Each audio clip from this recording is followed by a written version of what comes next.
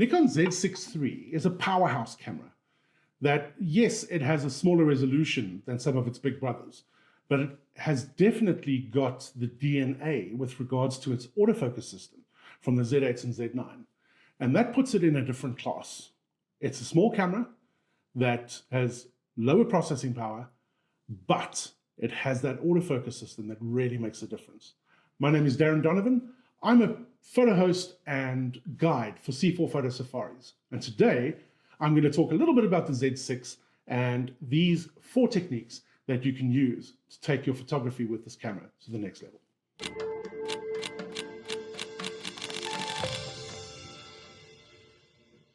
All right, so for this, remember, we're going to be using 3 buttons. So the first one, AF on, then we're going to do FN1, and then we're going to do the display button. So 3 different focus systems that we can use simultaneously. All right, so the first thing we're going to do is go into our menu.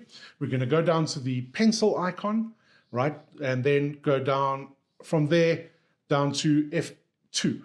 Right, so F2, the custom controls shooting menu. Then we're going to basically cycle through until you see the illuminated yellow light on the button that we want to affect. There it is. So you're going to go down to the AF on button, you're going to click on that and make sure that it is just on AF. And then go to your info menu and make sure that that is selected on the spot focus. So the smallest focus option that you have. So this is going to give you really the most precision when it comes to focusing.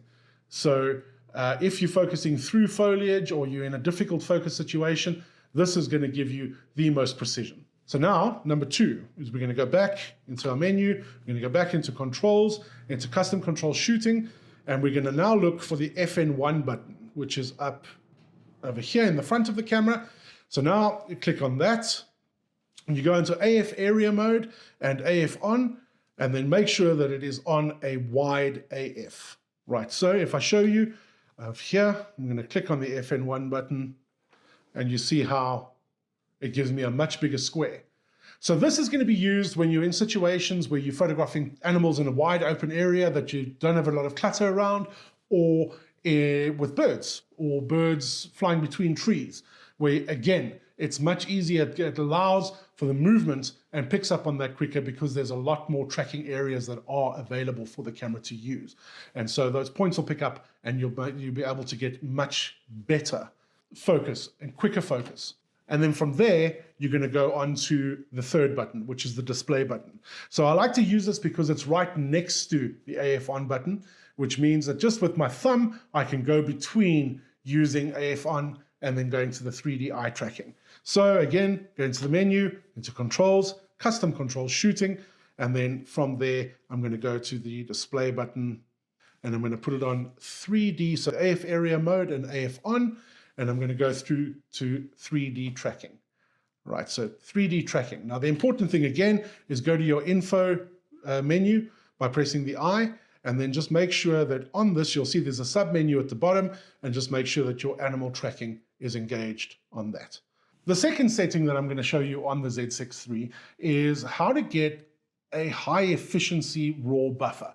So this is going to stop you from getting the buffering in high action scenes. So if you've got high action scenes of wild dogs chasing a hyena and there's lots of interaction, you've got 14 or even 20 frames a second firing off so that you can really get as much of the action as possible. And then boom, your card starts buffering. It's just because there's so much information coming out and it can't process it in time. So what you want to do is go into your shooting menu. So we're going to go menu, we're going to go right up to the top to the photo shooting menu, and we're going to then go to raw recording. Go into raw recording and make sure that it is on the high efficiency with the star. Right, what it's going to do is it's going to compress your files by about 40%, but it doesn't actually affect the quality of your raw files. So it's going to compress by 40%, which gives your processor about 40% extra to work through those images and to stop any buffering that may occur. Next point is quite a nifty little one. We're going to block the shot autofocus. So if you are in thick bush or you're in a forest area and you've got lots of foreground and the animal is moving through between trees. And what your camera usually does is it's going to, as the animal moves, you got the tree, and it'll greedily hold onto that tree as a focus point, and you lose focus on your subject. Right, so with this little hack, it's a really, really nice way of getting the camera to back off until it gets focus, until the subject comes out and it locks onto that focus and keeps going with your 3D eye tracking. All right, so what we're going to do is this. We're going to go into our menu. We're going to now go to our custom menu, right? And we go into focus, so we go into A. So at this point, we're going to go to A3, which is focus tracking with lock on. And we're going to take that from, it would usually be on default at around about 1, and we're going to take it up to about 4 or 5 so that it's more sensitive to that sort of thing. All right, so take it from that point and just take it up to at least 4 or 5. Well, I do hope that you enjoyed this video and have learned a few things that you can do with your Nikon Z6III. If you have enjoyed the video, please like and subscribe to the channel and leave some comments for me to respond to. I'd be happy to hear from you, and it's always great to hear from you guys. So until next time, enjoy your photography.